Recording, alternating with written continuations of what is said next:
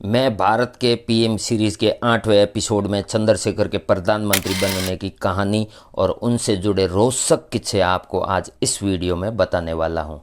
कैसे चंद्रशेखर पीएम उम्मीदवार बने और कैसा उनका कार्यकाल रहा।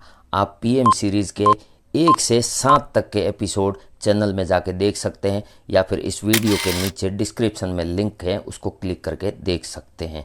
शुरू करते हैं। नवंबर 1990 में वीपी सिंह की सरकार गिर चुकी थी।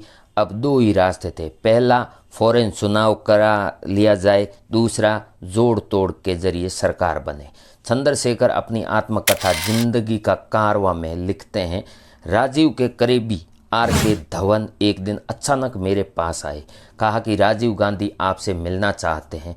मुझे कुछ समझ नहीं आया और इसके बावजूद मैं उनके साथ गया।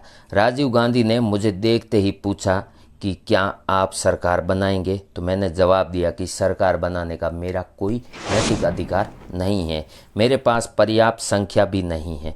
राजीव गांधी ने पलटकर कहा कि आप सरकार बनाइए, हम आपको बाहर से समर्थन देंगे, यानी पीछे से। चंद्रशेखर के प्रधानमंत्री बनने के बाद राजीव गांधी ने पत्रकारों ने पूछा कि इस सरकार को आप कितने दिन तक चलाएंगे।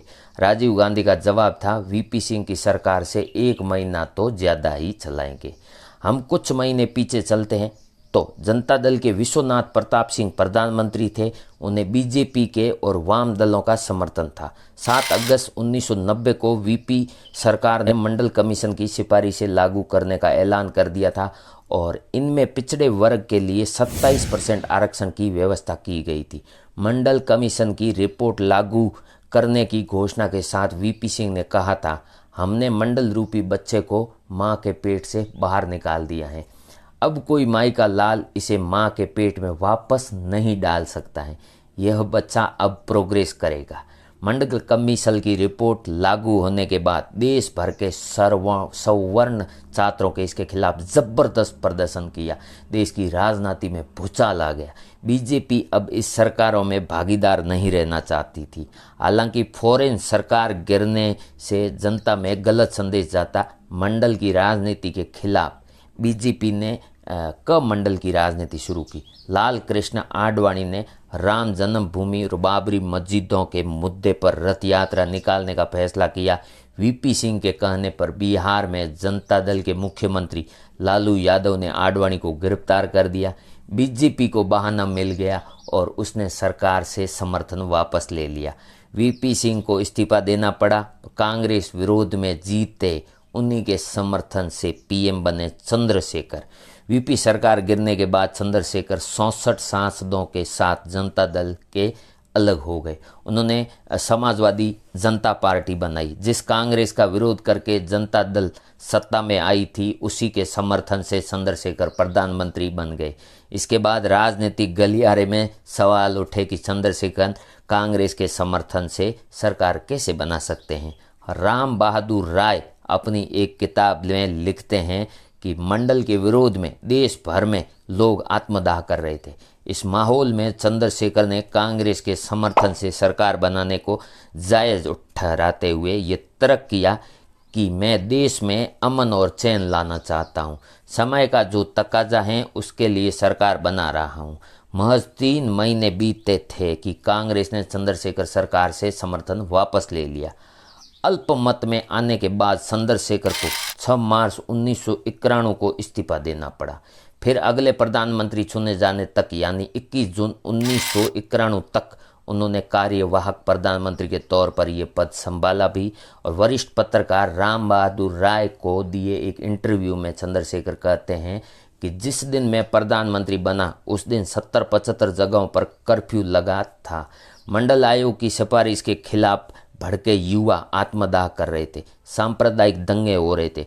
दूसरी ओर मुझे सरकार चलाने का कोई अनुभव नहीं था। मन में यह बात थी कि सरकार ज़्यादा दिन तक नहीं चल पाएगी। इसके बावजूद मेरा विश्वास था कि कोई न कोई रास्ता ज़रूर निकलेगा।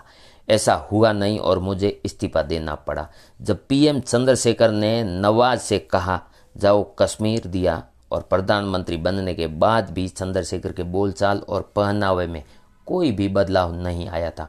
देश विदेश में भी वो अपनी खाँटी जुबान में बोलते थे। और पत्रकार संतोष भारती अपनी एक किताब वीपी सिंह, चंद्रशेखर, सोनिया गांधी और मैं एक एक ऐसे ही रोचक किस्से का जिक्र करते हुए बताते हैं कि प्रधानमंत्री बनते ही चंद्रशेखर कॉमनवेल्थ सम्मेलन में भाग लेने मालदीव की राजधानी माले पहुंचे। वहां पाकिस्तान के प्रधानमंत्री नवाज शरीफ भी मौजूद थे।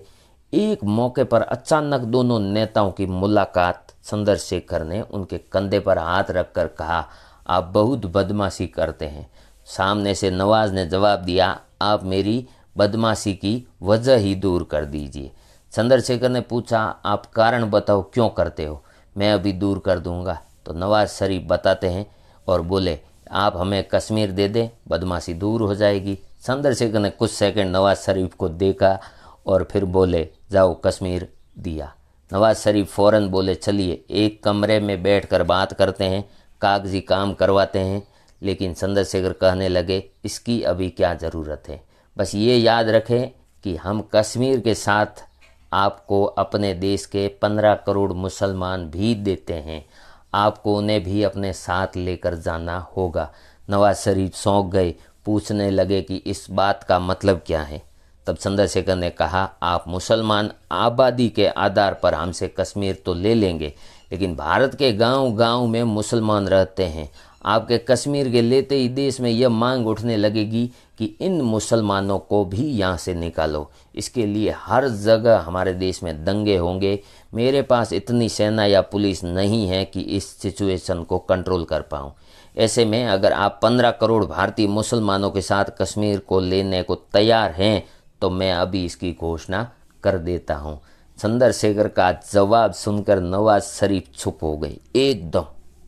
हालांकि इस मुलाकात के बाद दोनों देशों के पीएम ऑफिस के बीच हॉटलाइन सर्विस शुरू हुई थी, जिसके जरिए दोनों प्रधानमंत्री सीधे बात कर सकते थे भारत पाकिस्तान के।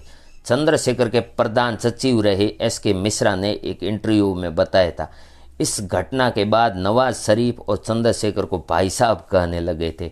खजाना पूरा खाली था, कर्ज के लिए अमेरिका को ठिकाना देना पड़ा था। 1989 से 1991 का साल भारतीय राजनीति के लिए उठापटक वाला रहा। पहले कांग्रेस की सरकार गिर गई, फिर वीपी सिंह प्रधानमंत्री बने और उसके बाद चंद्रशेखर। इस बीच मंडल कमीशन का मुद्दा, राम मंदिर, आंदोलन, प्रदर्शन और दंगे चल रहे थे। अर्थव्यवस्था बेहद मुश्किल दौर में थी। इसी दौरान खाड़ी युद्ध शुरू हो गया और चूंकि भारतीय अर्थव्यवस्था तेल पर निर्भर थी और तेल के दाम पूरी तरह से आसमान छूने लगे। भारत का तेल आयात करने के लिए पहले से 2 गुना पैसा खर्च करना पड़ रहा था। भारत का विदेशी मुद्रा भंडार लगभग खाली हो गया था। सिर्फ 2 हफ्ते के आयात का पैसा ही बचा था। रशीद कितवाई अपनी एक किताब भारत के प्रधानमंत्री में लिखते हैं, खाड़ी युद्ध में अमेरिका कूद पड़ा था। इराक अमेरिका का दुश्मन था, लेकिन भारत से अच्छे संबंध थे। भारत को इंटरनेशनल मॉनेटरी फंड यानी IMF के कर्ज की दरकार थी। समस्या यह थी कि IMF में 2/3 से ज़्यादा वोट अमेरिका के थे। ऐसे में भारत को कर्ज मिलना मुश्किल था। उस वक्त के विदेश मंत्री सुब्रमण्यम स्वामी ने अमेरिका से बात की। अमेरिका ने एक शर्त रखी कि जब उनका जहाज़ इराक पर हमला करेगा तो उसकी लैंडिंग के लिए बेस और रिफ्यूलिंग करने की जगह भारत उसे देगा। इसके बदले वो भारत को कर्ज दिलाएंगे। लेकिन प्रधानमंत्री चंद्रशेखर ने शर्त मान ली। हालांकि यह रकम ऊंट के मुंह में जीरा जैसी थी। आखिरकार प्रधानमंत्री चंद्रशेखर, उनके वित्त सलाहकार मनमोहन सिंह और वित्त मंत्री यशवंत सिन्हा और RBI गवर्नर SK वेंकटरमण ने मिलकर देश का सोना गिरवी रखने का फैसला किया। तब तक 1991 का फरवरी आ गया था और कांग्रेस ने अपना समर्थन वापस लिया। चंद्रशेखर जून तक कार्यवाहक प्रधानमंत्री रहे और इस दौरान सोना गिरवी रखने की डील फाइनल हुई। जुलाई में रिजर्व बैंक ने 46.91 टन सोने को गिरवी रखा और $400 मिलियन जुटाए। इस समय तक देश में नरसिम्हा राव की सरकार आ चुकी थी। पब्लिक में इस खबर के आने के बाद मुद्दे में इतना जोर पकड़ा कि मनमोहन सिंह को संसद में सफाई देनी पड़ी। जब उसी साल देश के आर्थिक हालात सुधारने शुरू हुए थे तो सोना वापस खरीद लिया गया। लेकिन चंद्रशेखर निडर और बेखौफ नेता थे। एक बार पंजाब के अलगाववादी नेता सिमरनजीत सिंह ने मान लंबी तलवार के साथ उनसे मिलने और प्रधानमंत्री आवास पहुंचे। सुरक्षा गार्ड ने यह कहकर रोक दिया कि तलवार के साथ प्रधानमंत्री से आप नहीं मिल सकते, लेकिन सिमरनजीत सिंह मान ने तलवार देने से मना कर दिया। चंद्रशेखर तक यह बात पहुंची तो उन्होंने मान को तलवार के साथ आने की इजाज़त दी, लेकिन चंद्रशेखर के निजी सुरक्षा अधिकारी ने सावधानी के तौर पर दरवाज़ा आधा खुला छोड़ दिया था। वो बाहर से ही मान और उनकी तलवार पर नज़र रखे हुए थे। बातचीत के दौरान बीच में मान चंद्रशेखर के सामने पहुंचे तो मान ने आधी तलवार खींची और बोले, यह पुरखों से मेरे पास हैं और बहुत घातक हैं। इस पर चंद्रशेखर ने भी कहा, इसे म्यान में रख लीजिए, मेरे पुरखों के घर बलिया में इससे बड़ी तलवारें मौजूद हैं जो इससे ज़्यादा घातक और सहारक हैं। छात्र नेता रहे चंद्रशेखर का लोहिया से झगड़ा। बलिया में जन्म लेने वाले चंद्रशेखर ने इलाहाबाद से पढ़ाई की। इन्होंने अपने राजनीतिक करियर की शुरुआत सोशलिस्ट पार्टी से हुई थी। लोहिया के दल में चले गए। लालू मुलायम की तरह चंद्रशेखर कभी भी लोहिया के चेले के तौर पर नहीं जाने जाते थे। वो उनके साथ होने वाली लड़ाई के लिए जाने जाते थे। हमेशा चंद्रशेखर इलाहाबाद पहुंचे थे। समाजवादी नेता आचार्य नरेंद्र देव को न्योता देने के लिए बलिया में छात्रों की एक सभा थी। आचार्य बीमार थे और उस समय उनके साथ लोहिया भी मौजूद थे। आचार्य ने चंद्रशेखर से कहा कि आप डॉक्टर लोहिया को अपने साथ ले जाए, मेरी जगह वो सभा को हिस्सा बनेंगे।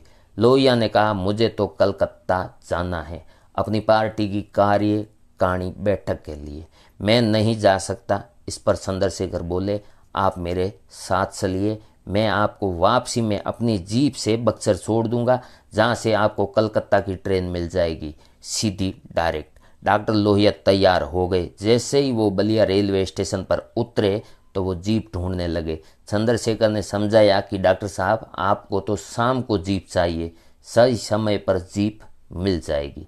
डॉक्टर साहब बड़बड़ाने लगे। चंद्रशेखर को यह बात अच्छी नहीं लगी। उन्हें यह बात बुरी लगी कि और वो सोचने लगे कि इन्हें यह तो समझना चाहिए कि मैं एक युवा नेता हूं और उन्हें विश्वास के साथ बलिया लाया हूं तो अपने कहे का मान भी रखूंगा। उन्होंने दोबारा डॉक्टर लोहिया को समझाया और लोहिया बड़बड़ाते रहे। इस पर चंद्रशेखर को गुस्सा आ गया और उन्होंने दोपहर के समय लोहिया से कहा कि डॉक्टर साहब, वो खड़ी हैं जीप, आपकी जीप, और वो रहा सीधा रास्ता, आप चले जाइए, हमें आपकी सभा की ज़रूरत नहीं है। लोहिया इस बर्ताव से सन्न रह गए। यह उनके जीवन का पहला मौका था जब किसी युवा नेता ने तन कर उनके साथ इस तरह से बात की थी।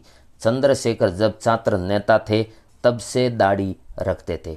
जब वो देश की राजनीति में सक्रिय हुए तब कुछ लोगों ने उन्हें सेव करने के लिए सलाह दी, लेकिन चंद्रशेखर हमेशा एक ही बात दोहराते कि मेरी दाढ़ी का मेरी राजनीति से कोई लेना देना नहीं है। चंद्रशेखर दाढ़ी क्यों रखा करते थे, इसके पीछे भी एक कहानी है।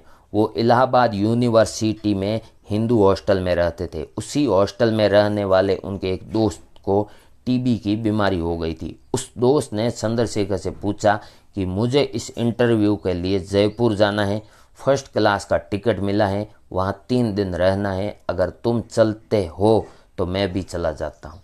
मेरे जीवन का गोल्डन चांस था ये। चंद्रशेखर उसके साथ जाने को तैयार हो गए। उससे पहले चंद्रशेखर क्लीन सेव रहते थे। दोस्त इंटरव्यू के चला गया और चंद्रशेखर जिन्हें रोजाना सेव करने की आदत थी वो नाई की दुकान ढूंढने लगे। उन्हें जयपुर की सड़कों पर लोग ईंट पर बैठकर, लोग जो दाढ़ी बनवाते हैं रोड पे बैठे हुए, वो वहीं पे गए और दाढ़ी करवाई। वो वापस होटल लौट आए और दूसरी और तीसरे दिन भी दाढ़ी बनवाने के लिए गए, लेकिन उनके मन मुताबिक जगह उनको दिखी ही नहीं। इस तरह उनकी दाढ़ी बढ़ती ही गई। जब इलाहाबाद लौट कर आए तो कुछ दोस्तों ने कहा कि दाढ़ी तुम पर क्या जच रही है, इसे रख लो। और उन्हें भी यह बात सही लगी और वो दाढ़ी रखने लगे। चंद्रशेखर सोशलिस्ट पार्टी से जुड़े थे। एक बार आरएसएस से जुड़े कुछ लोगों ने उनसे कहा कि दाढ़ी रखकर तुम अशोक मेहता बनना चाहते हो क्या? चंद्रशेखर ने जवाब दिया, नहीं, मैं गोवलकर बनना चाहता हूँ। दरअसल अशोक मेहता सोशलिस्ट पार्टी के बड़े नेता थे। वहीं गोवलकर यानी माधव सदाशिवराव गोवलकर आरएसएस के दूसरे सरसंघ चालक थे, जिनका प्रभाव देश भर में था और दोनों ही दाढ़ी रखा करते थे। और इस तरह पीएम सीरीज़ का ये 8वां एपिसोड करते हैं यहाँ ख़त्म। पूरा वीडियो अच्छा लगा है तो एक लाइक करके जाना। मेहनत अच्छी लगी तो मुझे कमेंट में ज़रूर बताना। और 1 से 7 तक के सभी वीडियो आप इस चैनल में जाके देख सकते हैं, या इस वीडियो के नीचे डिस्क्रिप्शन में लिंक है, उस लिंक को क्लिक करके देख सकते हो। मैं मिलूँगा 9वें वीडियो में भारत के प्रधानमंत्री के। बहुत बहुत धन्यवाद।